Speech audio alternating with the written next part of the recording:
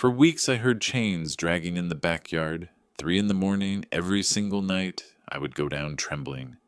There was nothing there. My son looked at me with pity. Dad, it is just your nerves. You're confused. Until one night I installed a hidden camera, and I saw my own son entering the backyard with the chains in his hand, smiling. If this story gives you goosebumps, subscribe.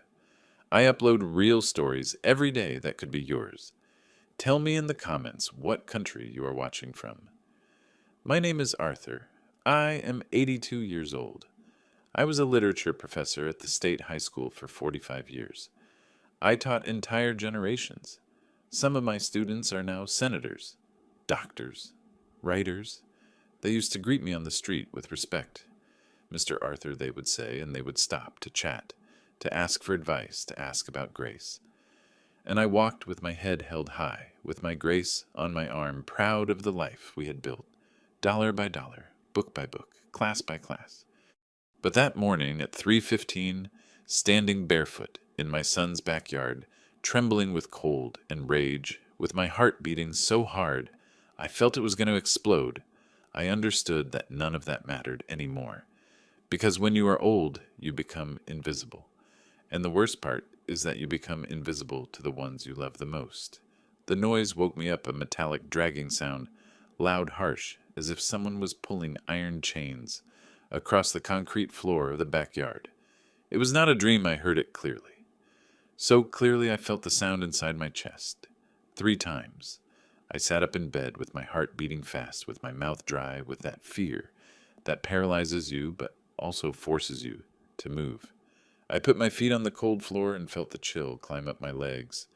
The house was dark and silent. Everyone was sleeping, or so I thought. I put on my slippers, grabbed the cane that I almost never use, but that Cameron insists I carry just in case, as if I were invalid, and I went down the stairs slowly, holding on to the railing. Every step creaked under my weight. Every creak sounded like a scream in the middle of that darkness. When I reached the backyard, I opened the back door. The cold February air hit my face like a slap. I turned on the backyard light. Nothing.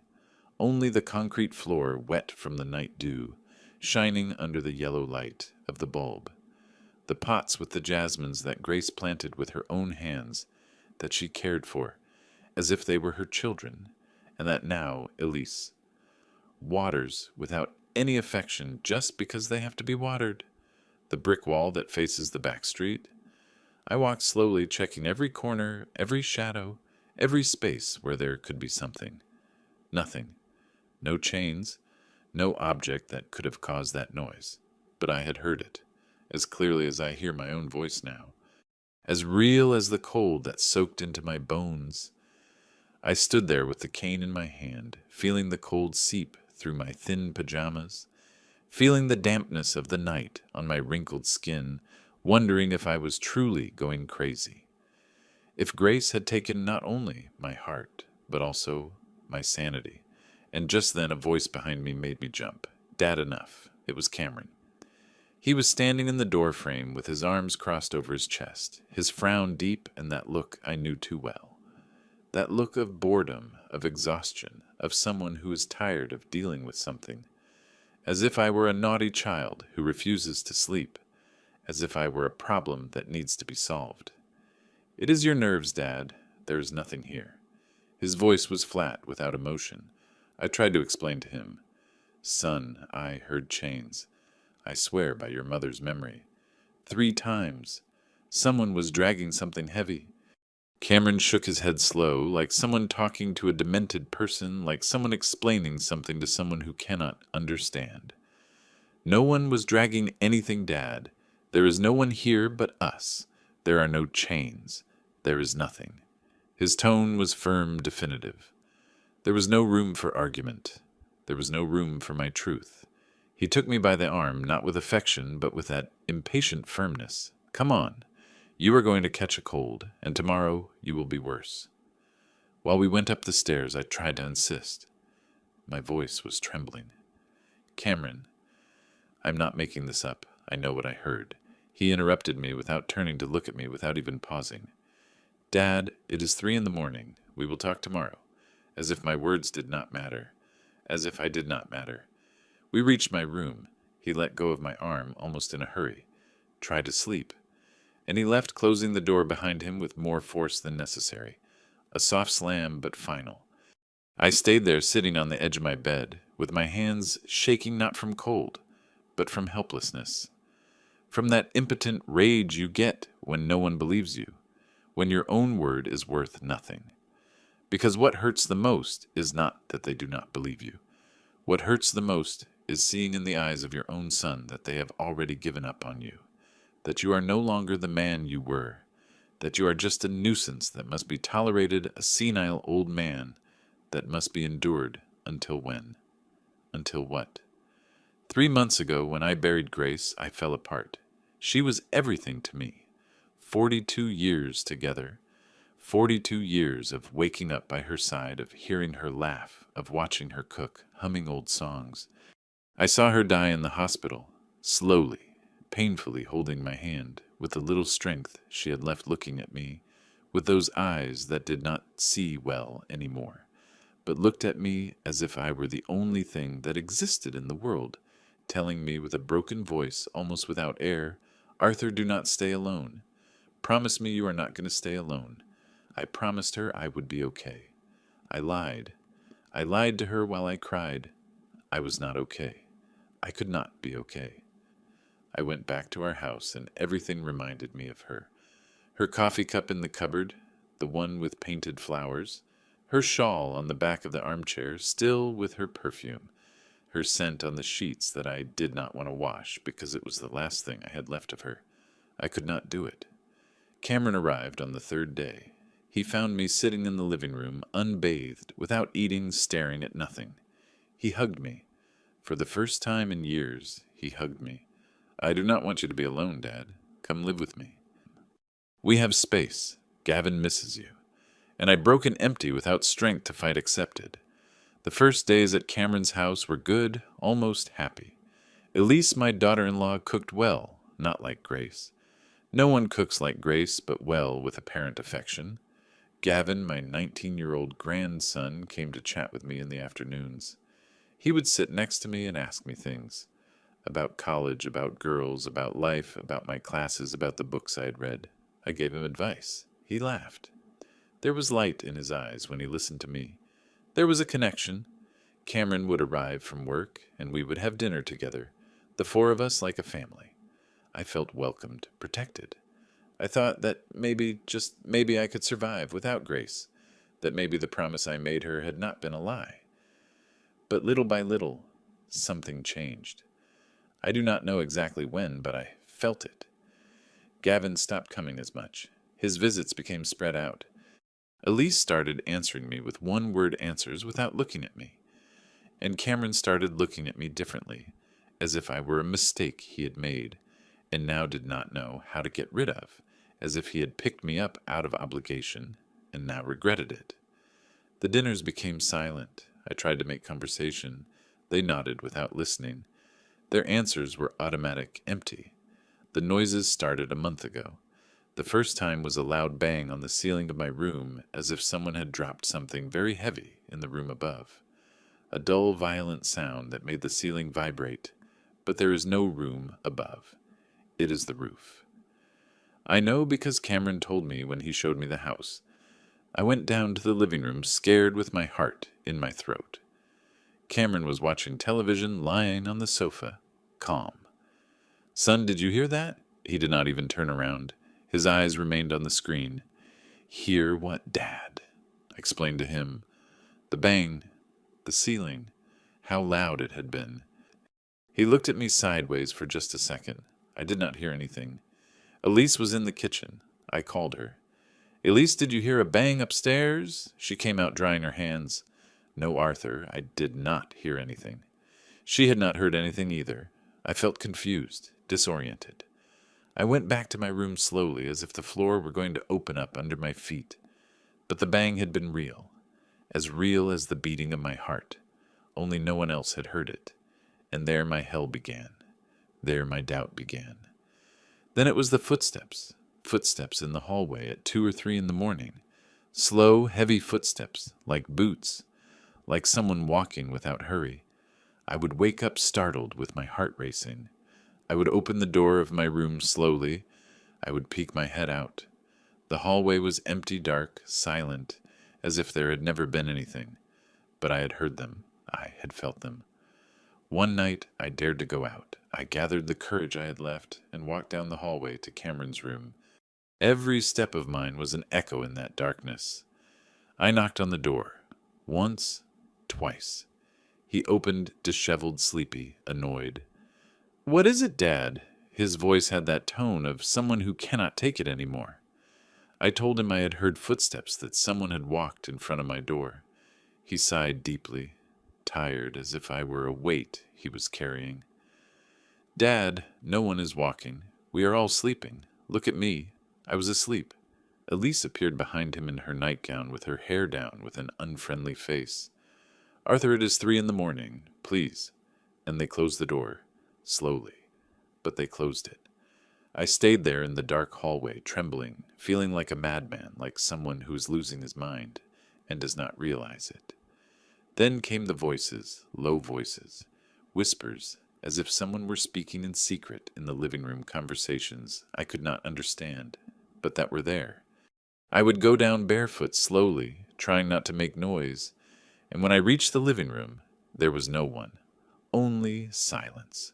Only my heartbeat. The doors that opened by themselves. The patio door, the pantry door. I would find them open in the early morning, swinging gently with the draft. I would close them with shaking hands. I checked them 2 or 3 times. The next morning, when I commented during breakfast, Cameron would say, without looking at me, "Dad, that door has always been closed." No one opened it, and Elise would nod while serving coffee. And I started to doubt. I started to think terrible things. Could it be that I am losing my mind? Could it be that Grace took my sanity with her when she left? Could it be that grief is driving me crazy? But something inside me, something stubborn, something that comes from 45 years of teaching young people to think, to question, to not accept things without proof, told me no. Something is happening, and it is not you. It is not you who is wrong. One morning I went down to breakfast. Elise was making scrambled eggs. The smell filled the kitchen, but it did not wake up my appetite. Cameron was reading the newspaper, turning the pages with mechanical movements. Gavin was on his cell phone with headphones on in his own world. No one greeted me. No one looked up when I entered. I sat in silence in my usual spot. Elise put the plate in front of me without looking at me, like someone fulfilling a procedure. Cameron turned a page of the newspaper with a sigh of annoyance. I tried to speak. I needed to hear my own voice. I needed to know that I still existed. "How did you sleep?" My voice sounded weak, small. Oh, no one answered. The silence was so heavy, I felt it in my chest. Gavin did not even look up from his cell phone. I felt a knot in my throat choking me. So this was it. I was no longer part of the family. I was a piece of furniture, an old piece of furniture that takes up space, and that no one wants anymore, but they do not know how to throw away either. And I understood that the noises, the voices, the doors were not the worst part. The worst part was the silence. The silence that surrounded me every time I entered a room. The silence that told me I did not matter any more, that I was already dead to them. My glasses disappeared on a Tuesday morning. I had left them as always on the nightstand before sleeping. All my life I have done the same, since Grace gave me that nightstand 30 years ago. I leave them there next to the glass of water, and the alarm clock I no longer use because I wake up alone. It is a habit of decades, a ritual, something I do without thinking, like breathing. But that morning when I woke up and reached out to take them, they were not there. I searched the nightstand, feeling with my hands, because without glasses I see almost nothing. Nothing. Under the bed, nothing. I checked the floor, the sheets, the dresser, even inside the drawers, thinking maybe I'd put them away by mistake. Nothing. I went down to breakfast, confused, squinting my eyes to see the steps. "Elise, have you seen my glasses?" She was washing dishes with her back to me. No, Arthur, where did you leave them? I explained to her. On the nightstand, as always. She dried her hands on her apron and went up with me. We checked together. She looked in places where I had already searched. They did not appear. Then she opened the bathroom door, and there they were on the sink next to the soap in a place where I never in my life had left them. Look, Arthur, here they are. Elise handed them to me with a kind smile, one of those smiles that do not reach the eyes. But her eyes said something else. They said, "Poor thing, he does not remember anything anymore. He is already bad." I took the glasses with shaking hands. I looked at them as if they were strange objects, as if they were not mine. Elise, I did not leave them here, I swear. I never leave my glasses in the bathroom. My voice sounded desperate. She nodded slowly with that condescending patience you use with children or with the sick. Sometimes one does things and does not realize it, Arthur. It is normal. Do not worry. But I worried a lot. I went down to the kitchen with my glasses on, but with my mind clouded. Cameron was already there drinking coffee, reading something on his cell phone. Elise whispered something in his ear. I did not manage to hear what. I saw how Cameron looked at me sideways with that expression of fake concern I hated so much. That expression that said, "Poor Dad," but that actually thought, this is going to be a problem.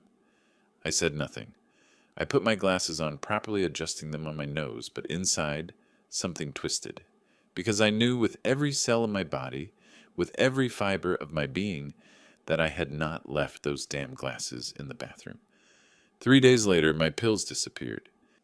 I take pills for blood pressure, 2 every morning with breakfast. I keep them in a white bottle that I always leave in the drawer of my dresser. That morning, I opened the drawer like every morning. They were not there.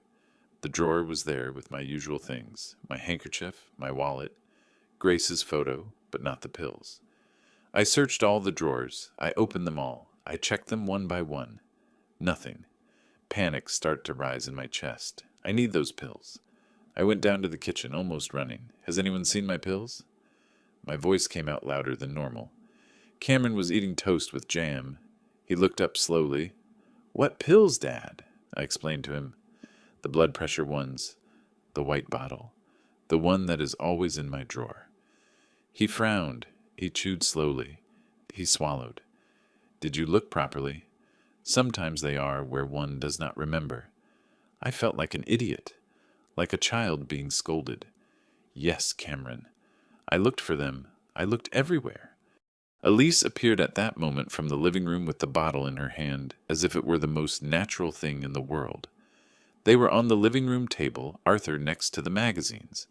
She said it with such naturalness, as if it were the most normal thing in the world, as if I took my pills for a walk around the house. I stood paralyzed. I had never taken my pills to the living room. Never. It made no sense. Cameron left the toast on the plate. He looked at me serious, with his eyes narrowed. "Dad, this is happening too often." His tone was soft at first, but there was something hard underneath. Firm, authoritative. "What is happening?" I asked, although I knew perfectly well what he referred to. I knew, and I was afraid to hear it. That you lose things. That you leave them in strange places and you do not remember. The glasses. Now the pills. Yesterday you asked me twice where Gavin was when he was sitting in the living room. Had I asked that? I did not remember. Or did I? I was not sure. I tried to defend myself. "Son, I did not leave the pills in the living room. I never carry the pills." He raised his hand, cutting me off like you cut off someone who can no longer understand. "Dad, listen to me. It is not your fault. I am not blaming you. At your age it is normal that there are confusions, small forgetfulness. It is part of the process. At my age." That cursed phrase again, as if 82 years were a disease. "I'm not confused, Cameron." My voice came out stronger than I wanted, almost a shout. He sighed deeply. He rubbed his face. "Dad, I think we should consult someone. A doctor, just to be sure, to rule things out." The floor opened under my feet. "A doctor? For what?" so he can tell me I am crazy. Cameron stood up, approached, put a hand on my shoulder, a heavy hand, to take care of you, Dad, to make sure you're okay, that it is nothing serious. But his look said something else. His look said to confirm what we already know. That you are losing your mind, that you are useless, that something must be done with you. Elise nodded from the kitchen, drying her hands. It is for the best, Arthur. My aunt went through the same thing a few years ago. It started the same way, losing things, and it is better to prevent. It is better to know what is happening before it is too late. Prevent what? My madness, my death. Rage rose in my chest, then humiliation, and then a deep fear, visceral. Because if everyone around me told me I was confused, what if it was true? What if I was really losing my mind and I did not realize it? What if Grace had taken not only my heart, but also my sanity? That doubt terrified me more than any night noise, more than any open door. The appointment was 2 days later. Cameron took me in his car. I was quiet, sunk in the passenger seat, looking out the window at the streets of Chicago that I knew so well. Streets I had walked thousands of times with Grace. We passed in front of the city high school where I taught for decades. I saw the students entering, laughing, pushing each other alive, full of future. I felt a painful nostalgia pierce my chest. That was my world. Those young people had been my life. And now I was going to have a doctor confirm that I was no longer sane, that I was no longer useful. We arrived at a private clinic in a nice neighborhood, modern, cold, impersonal, smelling of disinfectant and air conditioning. Cameron parked and opened the door for me, as if I could not do it alone, as if I were an invalid. We entered. The receptionist smiled at us with empty professionalism. Dr. Vance is waiting for you. Come in, please. Dr. Anselmo Vance was a man of about 50 thin, with thick-rimmed glasses, and a smile that did not reach his eyes. One of those professional smiles that are put on and taken off like a mask. He received us in his office.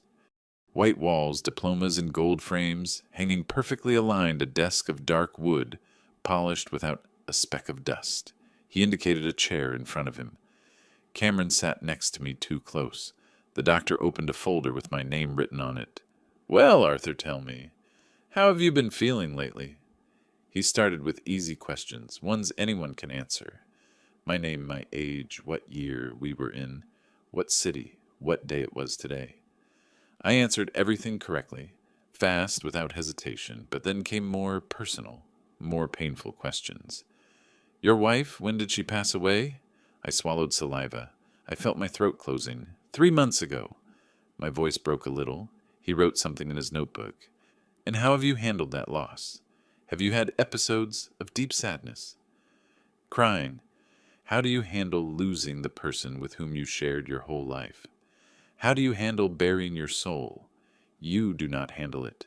You survive. Barely. After several minutes of questions that made me feel like a specimen in a laboratory, the doctor asked me to leave for a moment. I need to speak with your son alone, Arthur. It is routine, standard procedure. I nodded. I stood up slowly. My knees creaked. I went out to the hallway. I sat on one of those uncomfortable waiting room chairs upholstered in fake green leather. From there, although the door was closed, I could hear murmurs. Cameron's voice. The doctor's voice. I did not understand the words, but I understood the tone. They were talking about me, deciding about me, designing my future without me being present, as if I were not there, as if I had no voice or vote over my own life. I remembered when Cameron was 7 years old and got chicken pox. I took him to the doctor, carrying him in my arms because he did not want to walk, because his whole body hurt. He cried the whole way, I do not want them to inject me, Dad. I am scared. I caressed his sweaty hair, spoke to him softly. They are not going to inject you, my son. They are just going to check you. Dad is here. Nothing bad is going to happen. And I was right. The doctor checked him, gave him syrup, and Cameron hugged me, relieved. Thanks, Dad. I was his protector, his hero, the one who chased away the fears. Now the roles were reversed. Now I was the scared child, and he was the adult deciding for me. They called me again. The door opened. I entered. Cameron had a serious expression, almost grave. The doctor, too. They were prepared. They had reached conclusions. I sat down. I felt the chair was too low, that they were up high, and I was down low. Dr. Vance clasped his hands on the desk, with fingers intertwined, and looked at me with that professional pity I hate so much. That pity that says, "Poor old man," without saying anything. "Arthur, I have spoken with your son. He tells me that lately you have had episodes of confusion, objects appearing in places where you do not remember leaving them, noises no one else hears, even some repetitions in conversations." I tried to interrupt. I wanted to defend myself. Dr. I. He raised his hand gently but firmly. "Let me finish, please. It is important you listen to this." And I stayed seated, quiet, feeling how they condemn me. "This is not rare, Arthur. It is not unusual.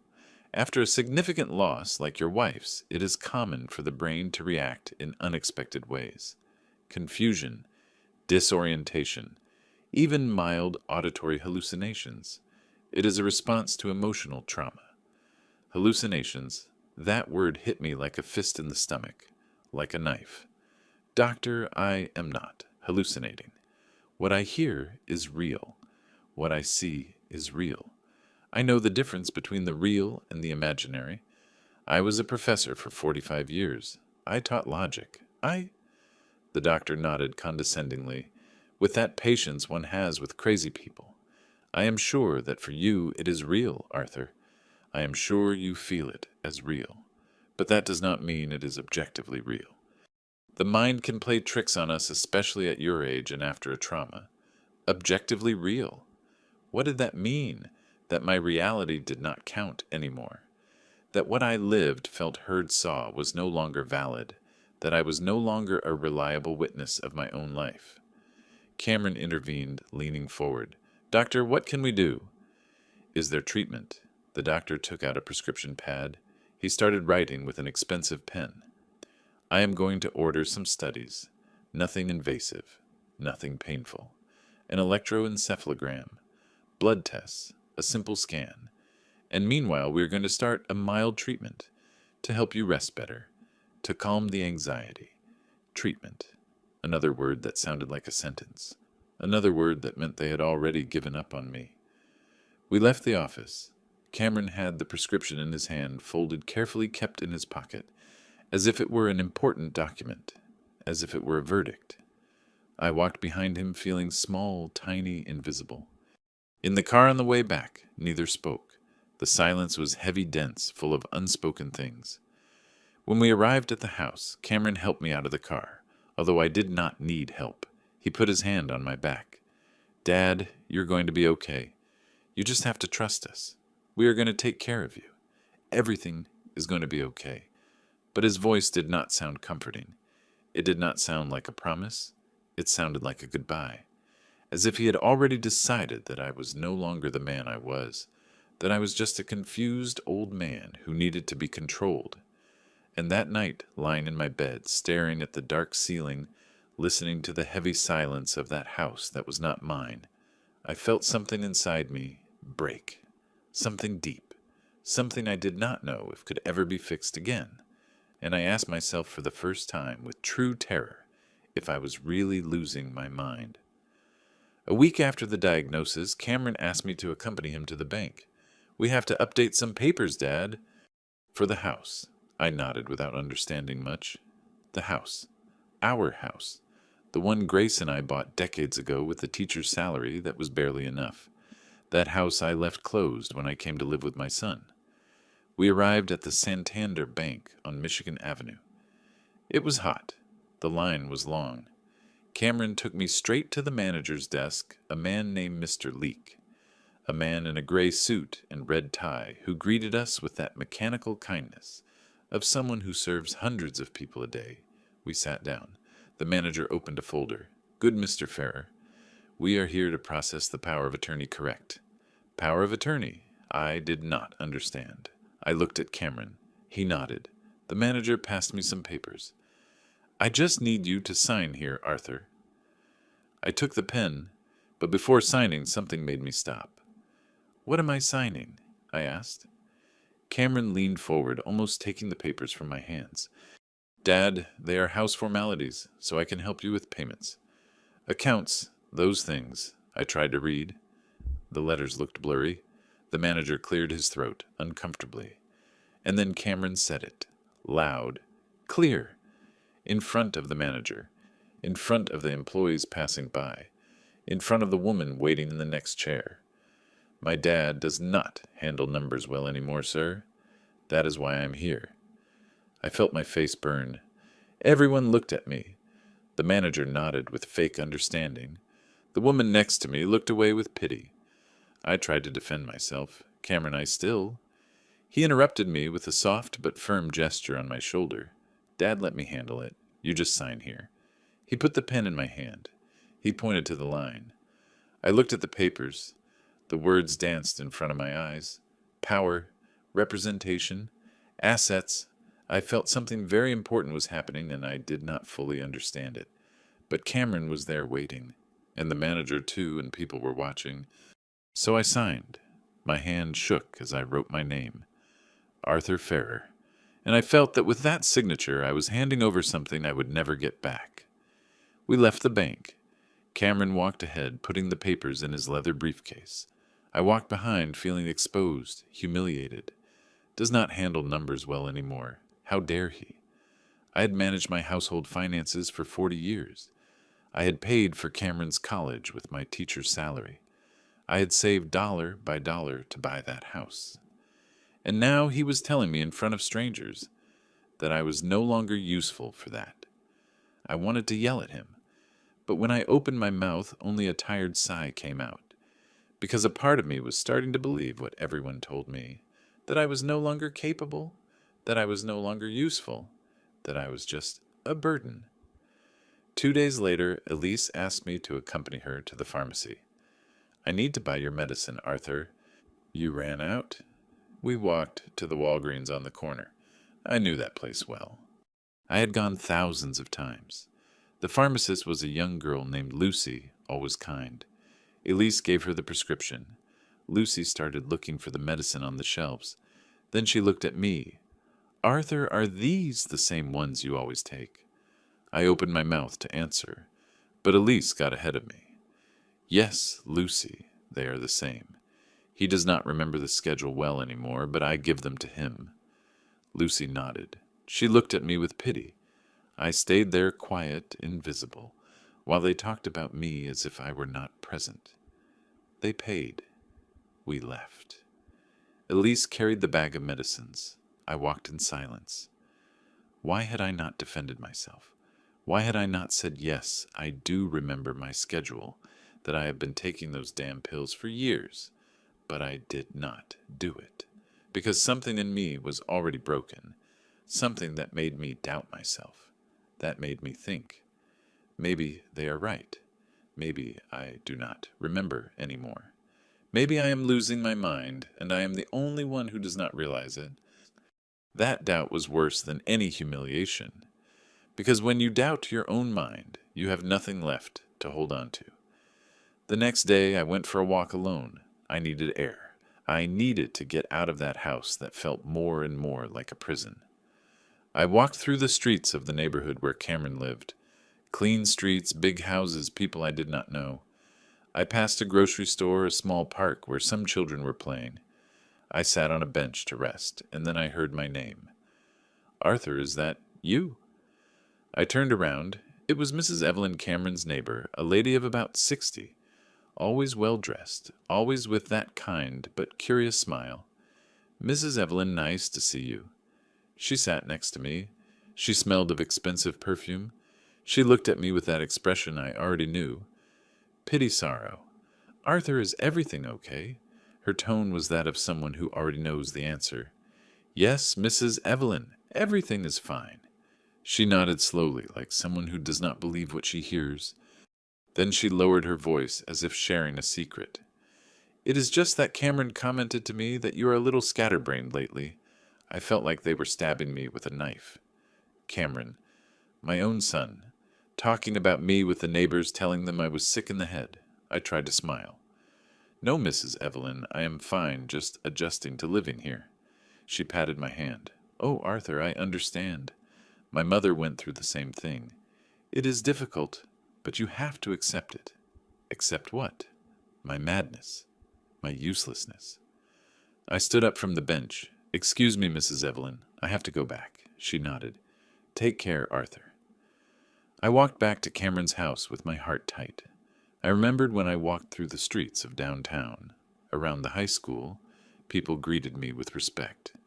Mr. Arthur, Professor, how are you? Mr. Ferrer, nice to see you. They stopped me in coffee shops and bookstores in the squares. They wanted to chat. They wanted to ask me for advice. They wanted to know about literature. I was someone. I was a man with weight, with history, with dignity. And now I was the scatterbrained old man people whispered about. When I entered the house, Cameron was in the living room watching television. He did not greet me. I went up to my room. I sat on the bed. I took out my wallet. Inside was Grace's photo, the same one I had carried since the day of her death. I looked at it. Her brown eyes, her soft smile, her hair tied in that bun I liked so much. My love, what is happening?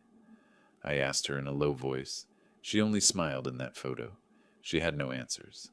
I put the photo away again, and I realized that I had not only lost my wife, I had lost my dignity, my voice, my place in the world. And the worst was that I did not know how to get it back. I did not even know if I wanted to try. That night, during dinner, Cameron said something to me that froze my blood. We were eating in silence. Elise was serving soup. Gavin had not even come down. Cameron cut a piece of bread, and without looking at me, said, Dad. I spoke with the doctor. He says if the episodes continue, maybe it would be better to look for a place where they take better care of you, where there are nurses, where you are not alone. A place. He did not say nursing home. He did not say psychiatric clinic. But I understood perfectly. I left the spoon on the plate. You want to throw me out? My voice trembled. Cameron looked at me finally. No, Dad. It is not about throwing you out. It is about taking care of you. But his look said something else. It said I have already decided. And that was when something changed inside me. Something small. Something dark. A spark of rage. Because for the first time I started thinking, what if all this isn't me? Gavin stopped coming down to have dinner with me. Before, when I just arrived, my grandson came down every night. He sat next to me. He asked me things. He told me about college, about his friends, about the girls he liked. I gave him advice. He laughed. There was a connection, but little by little, those dinners ended. First it was Grandpa. I have a lot of homework. Then Grandpa, I'm meeting some friends. Then he simply stopped coming down. He ate in his room, and I stayed at that big table in front of Cameron and Elise, who ate in silence looking at their plates without seeing me, as if I were a ghost sitting in that chair, a ghost that ate, breathed, but no longer existed for them. One Saturday morning I went up to look for Gavin. I knocked on his door. Gavin, are you there? I heard movement. Yes, Grandpa. I opened the door slowly.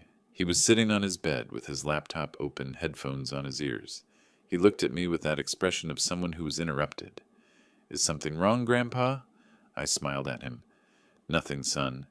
I just wanted to chat for a while. He looked at his laptop, then at me. Grandpa, I am busy right now. Later. I nodded. Of course, son. Later. I closed the door and stood in the hallway. Later. Always later. But that later never came. And I understood that my grandson, whom I loved so much, had also pulled away. I do not know if because they asked him to or because he could no longer stand seeing me like this. But he pulled away. I tried calling him from my cell phone. I dialed his number. It rang 3 times. Gavin answered. Grandpa. His voice sounded strange, uncomfortable. Gavin, son, why don't you come down to chat with me anymore? There was a long silence, too long. Grandpa, it is just that Dad says you need rest, that we should not bother you much. Bother. I had never said that. I had never asked for that. Gavin, I do not need rest. I need company. I need to talk to you. Another silence. Grandpa, I have to hang up. We will talk later, okay? And he hung up. I stayed with the phone in my hand, listening to the call. Ended tone, and I felt something inside me break a little more. Because even my own grandson was abandoning me. My friends also started to disappear. I have 3 lifelong friends, Tom, Edward, and Mike. All 3 were also teachers. We have known each other for more than 40 years. Every Sunday we met at the downtown cafe to play dominoes and talk about everything. But since I moved in with Cameron, those meetings ended. They kept calling, or at least they tried. One Sunday morning, the house phone rang. I was in the living room. Cameron answered. Hello? Ah, Tom. Yes, he is here. But right now he is resting. I will tell him to call you later. Okay. Regards. And he hung up. He did not pass me the call. He did not tell me. He just hung up. Who was it? I asked. Cameron did not even turn around. A friend of yours. I told him you were resting. I got up upset. Cameron, I was not resting. I was sitting here. Why didn't you pass me the call? He sighed like someone tired of explaining the same thing over and over. Dad, why do you need to rest? You cannot be on the phone all day. The doctor said so. The doctor? Dr. Vance had never said that. I tried to get the phone back to call Tom back. Cameron put it in his pocket. Call him later, Dad. Relax now. Later. Always later. And that later never came because every time my friends called, Cameron answered, and always told them the same thing. He is resting. He is busy. He does not feel well. Little by little they stopped calling, and I was left without them. One afternoon I tried to use my cell phone to call Edward. I unlocked the screen, searched for his contact, dialed, but the phone did not respond. The screen froze. I tried again. Nothing. I went down to the living room. Cameron. My cell phone is not working. He looked up from the newspaper. Let me see. I gave it to him. He checked it for a moment. Dad, I think several things got unconfigured. Better I get you a simpler one. These smartphones are too complicated for, well, you know, for you, for your age, for your condition. He did not say it, but he thought it. He kept my cell phone. I'm going to fix it, but he never gave it back. And when I asked, he told me it had broken down, that he was going to buy me another one. But that other one never arrived. And so I stayed, without a phone, without calls, without a voice. I remembered when this house was different, when Grace and I lived in our house in the city. On Sundays, friends, colleagues, ex-students arrived. The house filled with voices, laughter, discussions about books, about politics, about life. Grace made coffee. I took out my domino board. We played until the afternoon. Tom always cheated. Edward always caught him. Mike laughed at both of them, and I was happy. Because my house was a living place, a place where people wanted to be. And now I lived in a silent house, where no one spoke to me, where no one visited me. One afternoon I went down to the kitchen. Elise was cooking. I approached slowly. Elise, can I use the house phone? She stopped chopping onions. She looked at me surprised. What for Arthur? To call my friends, I wanted to say. To hear a voice that is not yours. To feel that I still exist outside these 4 walls. But I only said to make a call. She wiped her hands on her apron. Better ask Cameron. He arrives in an hour. It was not a direct refusal. It was worse. It was an I do not trust you to use the phone alone. And I realized that even the house phone was out of my reach, as if they were afraid I would call someone, that I would tell something, that I would ask for help. If you are listening to my story, please tell me in the comments where you are watching us from.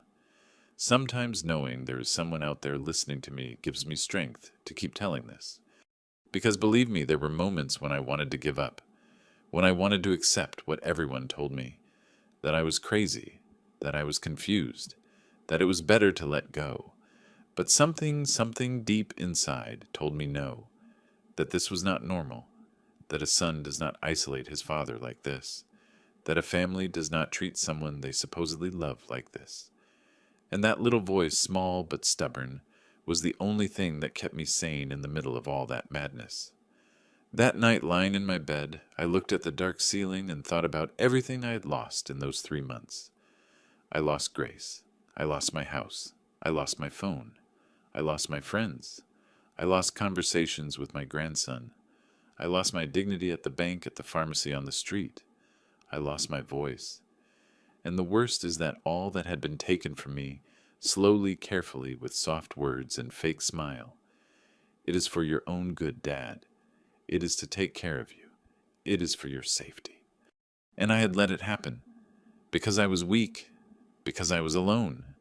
Because a part of me really believed I was losing my mind. But that night, something changed. I do not know what it was exactly. Maybe it was exhaustion. Maybe it was rage. Maybe it was the last thing I had left of pride. But there in the darkness of that room that was not mine, in that house that did not feel like home, I made a decision. I was not going to give up. Not yet. Because if I really was losing my mind, then I had nothing to lose investigating. And if I was not losing it, then someone was making me believe I was. And that believe me was much worse, because it meant that my own son, the person I trusted most, after Grace, was betraying me. I closed my eyes, and for the first time in months, I did not feel fear. I felt determination, small, fragile, but there. And I clung to it like someone clinging to a life preserver in the middle of a storm. The next night, I decided to stay awake. I was not going to take the pills Elise left on the nightstand every night, the ones that were supposedly to help me sleep better. That night, when she came up with the glass of water and the 2 white capsules, I took them in front of her. "Good night, Arthur." She closed the door. I waited 5 minutes. I went to the bathroom. I spit them out. I threw them down the toilet. I went back to bed. I lay down dressed with my clothes on under the covers. I turned off the light. And I waited. My heart was beating hard. I did not know what I was looking for exactly. But I knew that if the noises were real, if someone was making them tonight, I was going to discover them. 2 hours passed. Nothing. Only the dense silence of the sleeping house. I started to doubt. Maybe I was crazy. Maybe it was all my imagination. But just when I was about to give up, I heard it. Footsteps. Slow. Careful. In the hallway. They were coming from the stairs. They were getting closer.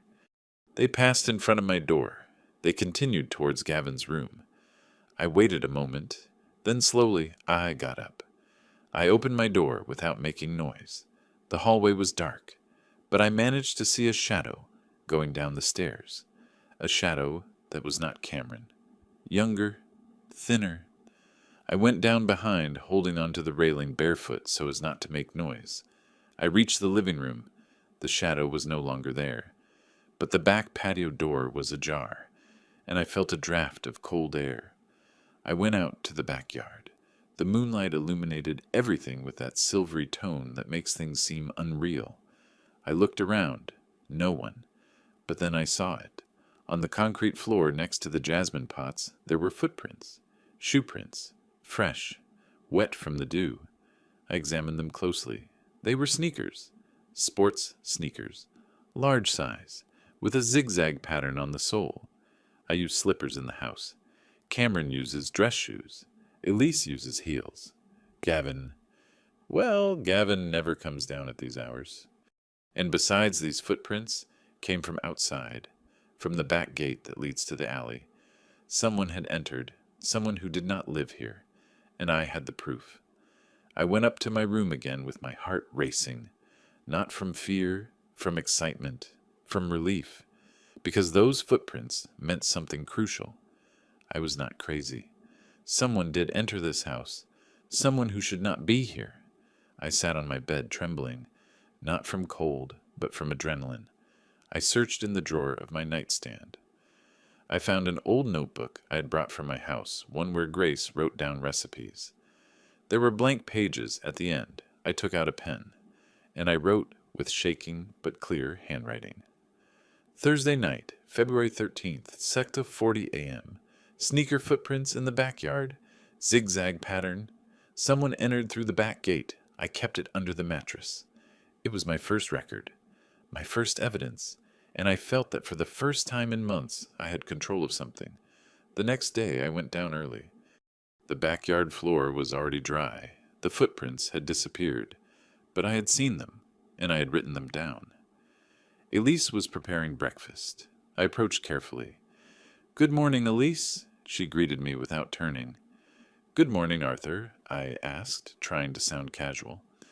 "Did someone come last night?" I heard noises. She stopped beating the eggs. She looked at me. "No, Arthur. No one came. We all slept."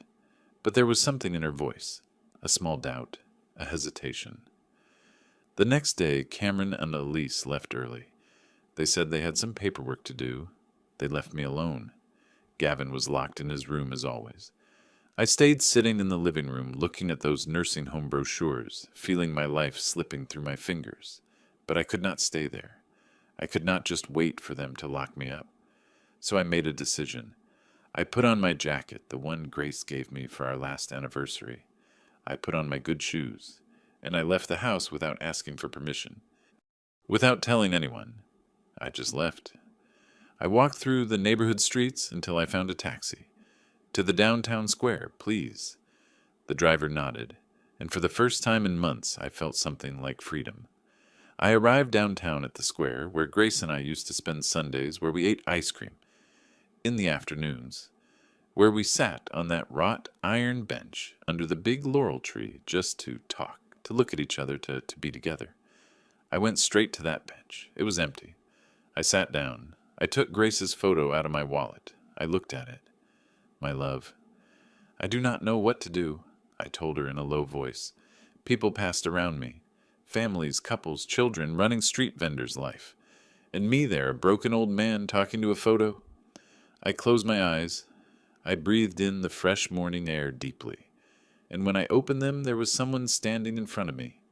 Mr. Arthur Ferrer. I looked up. It was a man of about 50 average height, with thick glasses, well dressed. He looked at me with a mixture of surprise and joy. I did not recognize him at first. "Yes?" I asked, confused. He smiled. "It is me, Mr. Arthur. Oscar. Oscar Underwood. I was your student. Class of '99. Oscar." The name hit me like lightning. Oscar Underwood. The shy boy who sat in the first row. The one who always asked smart questions. The one who wrote detective stories. Oscar, of course. Of course I remember. My voice broke a little. He sat next to me without me inviting him. "Mr. Arthur, I have not seen you in years. How are you?" And there on that bench with that man who had been my student more than 20 years ago, everything collapsed.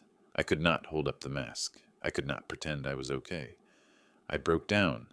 "Oscar, I am not okay." And I started talking. I told him everything, without filters, without shame. I told him about Grace, about moving in with Cameron, about the noises, about the things disappearing, about the conversations I heard, about Frank, about the plan, about the notebook, about the doctor, about the nursing home brochures, about everything. I spoke, and the words came out like a river after a broken dam. And Oscar listened to me. He did not interrupt me. He did not look at me with pity. He just listened. When I finished, there were tears in my eyes, and I felt empty, but also relieved, because for the first time in months, someone had listened to me. Oscar stayed quiet for a moment. Then he spoke. "Mr. Arthur, do you remember what I do now?" I shook my head. "I am a forensic expert. I work with the district attorney's office. I specialize in evidence analysis." He looked at me fixedly. "And if what you are telling me is true, and my gut tells me it is, then it is not just family abuse. It is a crime, fraud, false imprisonment, maybe even attempted dispossession." He took off his glasses. He cleaned them with his shirt. "Mr. Arthur, you taught me something very important when I was in your class. You taught me that the truth always leaves traces. Always. And if your son is doing what you say, then there are traces. We just have to find them." I felt something light up inside me. A small spark. Hope. "Oscar, but how? I have no proof. They found my notebook. My cell phone does not work. The doctor is on their side. Who is going to believe me? Oscar smiled. It was not a mocking smile. It was the smile of someone who has a plan. Mr. Arthur, I am going to believe you, and I am going to help you get proof that no one can deny. He took out his cell phone. He made a call. Charles, it is Oscar. I need you to get me 2 micro cameras. The good ones, with audio. The ones we use in undercover operations. Yes, for today if possible. Perfect. Thanks. He hung up. He looked at me. Mr. Arthur, we are going to record everything. We are going to get video evidence. And when we have it, your son will not be able to deny anything. But I still doubted. Oscar, even if we have videos, he has doctors. He has signed papers. He has everything set up. Oscar nodded. That is why we need something else. We need a lawyer. Someone who can review those papers you sign. Someone who can initiate legal actions. He stayed thinking. Do you have a lawyer friend? Someone you trust? I thought. Tom Barrett, my lifelong friend. We studied together. He went into law. I went into literature, but we were always friends, until they isolated me. Tom, I said, I have a friend, a lawyer, but I have not spoken to him in months. I do not know if. Oscar was already dialing. Give me his number, Mr. Arthur. I gave it to him. Oscar called. Mr. Barrett, good afternoon. My name is Oscar Underwood. I'm a forensic expert. I'm calling you because I am with Mr. Arthur Ferrer. Your friend. Yes, him. Sir, he needs urgent help. It is a delicate situation. Could you meet with us? Perfect. At the downtown cafe in an hour. Thank you very much. He hung up. He looked at me. He is coming. I could not believe it. After months of feeling invisible, of feeling that no one listened to me, suddenly there were 2 people moving to help me. 2 people who believed me. Oscar put a hand on my shoulder. Mr. Arthur, you taught me to never give up, to seek the truth always. Now, let me return that favor. An hour later, the 3 of us were in the downtown cafe. Tom arrived with his leather briefcase, his hair completely white, but his eyes still sharp. He hugged me. Arthur, brother, where had you been hiding? I called 1,000 times. I explained everything again. Tom listened with an increasingly serious face. When I finished, he took out a notebook. He started taking notes. Arthur, the first thing I need are those papers you signed at the bank. I need to see exactly what you signed. If they made you sign a general power of attorney, we can revoke it. But I need to see the document. Then he looked at Oscar. Can you get the recordings? Oscar nodded. In 2 days, I have the cameras. I install them myself in your son's house. Discreet, no one will notice them. Tom continued.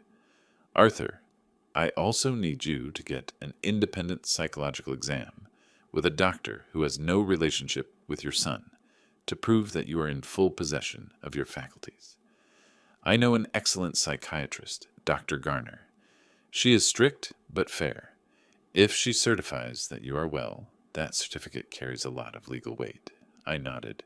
For the first time in months, I felt I was not alone, that there was a plan, that there was hope. Oscar spoke. Mr. Arthur, I need you to act normal in your house. Do not raise suspicions. Let them continue with their plan. The more confident they are, the more they will talk. And we are going to be recording everything. He looked at me fixedly. Can you do that? Can you hold on a few more days? I looked at both of them. Tom, my lifelong friend, Oscar, my former student who had become my ally, and for the first time since Grace died, I did not feel alone. I took a deep breath. I can hold on. Tom closed his notebook. Good. Then this is what we are going to do. Arthur goes back home, acts normal. Oscar installs the cameras tomorrow. I will take care of getting the appointment with Dr. Garner for the day after tomorrow. And we start building the case. He stood up. He shook my hand. Arthur, we are not going to let them do this to you. I promise you. And when I left that cafe, walking back to the taxi that would take me to Cameron's house, I was no longer defeated. I went with a purpose, with a plan, and with something I had not felt in months. Hope. Oscar arrived the next afternoon. Cameron and Elise had gone out shopping. Gavin was at the university. I let him in quickly. He brought a small backpack. Mr. Arthur, these are the cameras. He took out two tiny devices, no bigger than a quarter. This one goes in the living room. We hide it in the bookshelf between the books. It has a wide angle. Records everything. This other one goes in the hallway, above the door frame. No one will notice it. He installed them in less than 15 minutes. Efficient. Professional. They have battery for 3 days of continuous recording and transmit live to my computer. I will be monitoring. He showed me his cell phone. There was the image of my living room in real time. Mr. Arthur, act normal and trust me. That night I pretended to take the pills again. Elise brought them to me as always. I put them in my mouth, drank water, smiled. She left. I spit them out. I lay down dressed, and I waited. I knew Oscar was on the other side watching everything. That gave me strength. At exactly 2:37 in the morning, I heard movement downstairs. Footsteps. I peeked barely through my bedroom door. It was Cameron. He was going down the stairs in pajamas, but awake, alert. I saw him go to the electrical panel next to the kitchen. He opened the small metal door, and he turned off the main breakers. The house plunged into total darkness. Only the moonlight remained entering through the windows. My heart beat strong, but I stayed still, observing. 5 minutes later, I heard the back gate, then the kitchen door opening. Soft steps entering. Frank. Although I could not see him well in the dark, I knew it was him. I heard whispers. Cameron speaking low. "Quick! Move the dining chairs and put his glasses in the bathroom again." Frank's voice, younger, answered. "And the chains. Later. First, the inside stuff." I heard furniture dragging, objects moving, footsteps going up the stairs. They passed in front of my door. I was paralyzed, holding my breath. They entered my room. I had left the door ajar on purpose. I heard them rummage through my things, grab the glasses, leave them on the nightstand. Frank took my glasses. He went out. He went to the bathroom. He left them there. Then they went down. I heard more noises, more movements, and then Elise's voice. She was also awake. She was also part of this. "Almost done," she asked. Cameron answered, "Yes." "Frank, go to the backyard. Do the chain thing." Footsteps going out. The unmistakable sound of metal chains dragging across the concrete of the backyard. The same sound that had woken me up so many nights. The same sound they had told me was my imagination. It lasted about 2 minutes. Then silence. Frank entered again. "Ready." "Cameron." "Perfect. Now go. And do not come back until Friday." Frank left. The gate closed. Cameron returned to the electrical panel. He turned on the breakers. The light came back, and everyone went up to their rooms as if nothing had happened. I stayed awake the rest of the night, not from fear, from rage, from a dark satisfaction. Because now everything was recorded. Every movement, every word, every second of that calculated torture. The next morning I went down to breakfast, as if nothing. I found my glasses in the bathroom. I pretended surprise. Here again, I do not understand. Elise looked at me with that fake compassion. "Mr. Arthur, I already told you. Sometimes one does things without realizing it." Cameron looked at me, evaluating me. "Did you sleep well, Dad?" I smiled. "Yes, son. Very well." But inside I was counting the hours, because the plan was in motion and they had no idea. 2 days later, Cameron announced during breakfast, "Dad, we are going to have a special dinner on Saturday. I want to invite Gavin, Mrs. Evelyn, some friends. A family gathering." He looked at me with that fake smile. I knew exactly what that dinner was. It was the announcement. The moment where he was going to tell everyone that I needed special care, that they were going to commit me, that it was for my own good. I nodded calmly. "Sounds good, son." Elise looked at me surprised. I think she expected resistance, but I just smiled. That same afternoon I called Oscar from a public phone. "Oscar, it is Saturday. The dinner. Do you have everything?" He answered confidently. "Everything ready, Mr. Arthur. Tom and I will arrive at 8:30, just when it is starting." "Perfect. Saturday arrived. The house was full of movement. Elise cooking, Cameron arranging the living room. Gavin came down from his room somewhat surprised that there was a gathering. Mrs. Evelyn arrived with a cake. Mr. Arthur, nice to see you. Two more couples arrived, friends of Cameron I did not know well. The table was set elegantly, candles, wine glasses, all very nice, very civilized. We sat down. Cameron presided over the table. I was on his right, Gavin on his left, Elise across from me, the others distribute around. We started dinner. Trivial conversation, the weather, the news. Gavin talked about college, all very normal. But I felt the tension. I knew Cameron was waiting for the perfect moment. Dessert arrived. Cameron wiped his mouth with a napkin. He cleared his throat. Well, friends, family, I gathered you today because I want to share something important. The table fell silent. All eyes on him. Cameron looked at me with that expression of fake sadness that he had also practiced. As you know, my dad has lived with us since my mom passed away. And well, it is not easy to say this, but lately his mental health has deteriorated a little. Mrs. Evelyn nodded passively. Gavin frowned. Cameron continued. He loses things. He hears noises no one else hears. The doctor says he needs special care. And after thinking about it a lot, Elise and I have decided that the best thing for him is, he paused dramatically, a place where they care for him professionally, where he is safe. There were murmurs around the table. Gavin looked at me confused. Dad, are you committing Grandpa? Cameron raised his hands in a calming gesture. It is not committing, son. It is caring. It is giving him the attention he needs, and that we can no longer. The doorbell rang, loud, insistent. Cameron stopped. He frowned. Who could it be at this hour? Elise got up to open. I stayed seated with my heart beating strong, but my face calm. The door opened. I heard voices, and then they entered the living room. Oscar with a formal suit and a tablet in his hand. Tom with his leather briefcase and his imposing lawyer presence.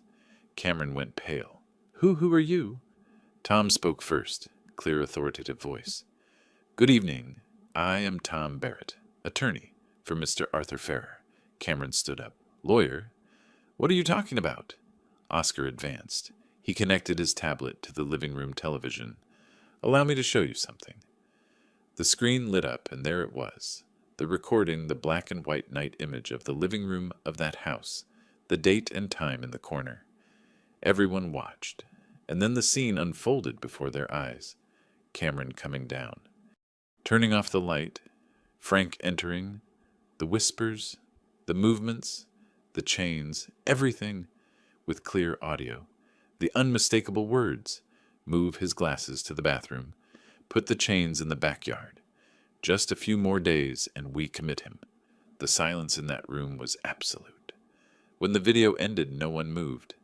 Mrs. Evelyn had her hand on her mouth, horrified. Gavin looked at his father with eyes full of tears.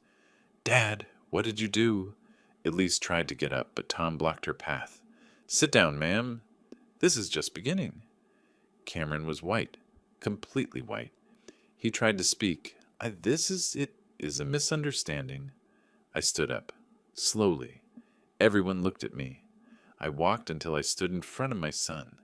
I looked him straight in the eyes, and I spoke with a voice that did not tremble, a firm voice, dignified, the voice of the man I was and should never have ceased to be. You wanted to make me lose my mind, Cameron. You wanted to steal my house, my dignity, my sanity. You wanted to bury me alive. I paused, but the one who lost his mind was you. Tom took some documents out of his briefcase. We have here 3 formal complaints, one for fraud, another for false imprisonment, and another for psychological abuse against an elderly adult. He handed the papers to Cameron. He took them with shaking hands. We also have a temporary eviction order issued by a judge. You and your wife have 24 hours to vacate this property while the case is investigated. Cameron tried to protest. But this is my house. Tom looked at him with professional coldness. This house belongs to Mr. Arthur Ferrer, who never voluntarily ceded the property. The documents he signed at the bank were obtained under deceit. And we have testimony from the manager willing to testify about the irregularities of the process, Oscar added. We also have an arrest warrant for Frank Rios for trespassing and complicity in fraud, and an open investigation against Dr. Anselmo Vance for medical negligence and complicity in an abuse scheme against an elderly adult. Cameron let himself fall into the chair. Elise was crying in silence. The guests watched, horrified. Mrs. Evelyn approached me. Mr. Arthur, I did not know. I swear I knew nothing of this. I took her hand. I know, Mrs. Evelyn. Gavin stood up abruptly. He ran out to the garden. I followed him. I found him sitting on a bench with his face in his hands, crying. I sat next to him. Grandpa, I did not know. I swear to God, I did not know. His voice was broken. I put my hand on his shoulder. I know, son, I know. He looked at me with red eyes. Dad told me you were bad, that you were confused. I believed him, and that is why I stopped visiting you. That is why I stopped talking to you. I thought I was helping you by giving you space. He broke down again. Forgive me, Grandpa. Forgive me for not noticing, for not asking you how you were. I hugged him. That hug we had not given each other for months. You have nothing to forgive, Gavin. You were also a victim of this. Your dad manipulated you just like me. We stayed there for a while, hugged, while inside the house, Cameron's world collapsed. That same night, Cameron and Elise packed suitcases. Tom stayed present to ensure they did not take anything that was not theirs. Gavin decided to stay with me. Grandpa, if you let me, I want to stay with you. I do not want to be with them. I nodded. This is your house, my son. It always was. Cameron passed in front of me before leaving. He looked at me. For a second I saw something in his eyes. Regret. Shame. I do not know. But I no longer felt rage, only a deep sadness. Because that man leaving was my son, and despite everything he did to me, a part of me would always remember him as the boy he was. But that part no longer had power over me. The following week, Frank was arrested. They found him in the suburbs, trying to hide at a cousin's house. The evidence of the recordings was irrefutable. Dr. Vance lost his license while the Bioethics Commission investigated his case. Several of his patients started reporting similar irregularities. Tom helped me revoke all the powers of attorney I had signed. My house was still mine. My money was still mine. And my mind, that mind they tried to destroy, was clearer than ever. I returned to my house in the city. Gavin came with me. The house smelled closed, abandoned, but we opened windows, cleaned, and little by little we brought it back to life. I started walking again through the streets of downtown, through my beloved city, and people greeted me again. Mr. Arthur, nice to see you. Professor, we thought you were sick. Mr. Ferrer, we missed you. One day, walking through the square, I met Mrs. Evelyn. She looked ashamed. Mr. Arthur, I want to apologize. Cameron lied to me. He told me you were bad, and I, without asking, told other neighbors. I contributed to isolating you. I looked at her. Mrs. Evelyn, you had no way of knowing. The deception was very well put together. She had tears in her eyes. Even so, I should have asked. I should have spoken to you directly. I squeezed her hand. Now you know, and that is what matters. One afternoon, sitting in the living room of my house, I took out Grace's photo, the same one I had carried in my wallet during all those dark months. I looked at it for a long time. I told you, my love, I was not going to let them take everything from me. I fought like you taught me to fight. I smiled at that photo, and I won. I put the photo in its usual place on the shelf in the living room, next to the photos of our wedding of Cameron, when he was a child, of our whole life together. Because despite everything, those memories were still good, and no one could take them from me. Gavin entered the living room. Grandpa, are you okay? You. I nodded. Yes, my son, I am fine. Oscar came to visit me often. We sat to drink coffee and talk about books, about life, about everything. One day he said to me, Mr. Arthur, Do you know what impacted me the most about all this? I shook my head. That you never stopped seeking the truth, even when everyone told you that you were crazy, even when you had no one on your side. You kept looking. That is what you taught me in your class 20 years ago, and that was what saved you. I smiled at him. Oscar, there is a phrase I always told my students. The truth always comes to light. You just have to have patience and faith in yourself. He nodded. And I believe you, Mr. Arthur. That is why I am here. Tom helped me with all the legal formalities. The trial against Cameron and Elise continued its course. They would probably receive a suspended sentence and community service. I did not want them to go to jail, not for them, but for me, because I had learned that revenge cures nothing. What cures is justice, and justice had already been done. Gavin asked me one day, Grandpa, will you ever forgive my dad? I thought about it. I do not know, son, maybe one day, but forgiving does not mean forgetting, nor does it mean letting it happen again. He nodded. I understand, and I knew that boy was going to be okay because he had learned something.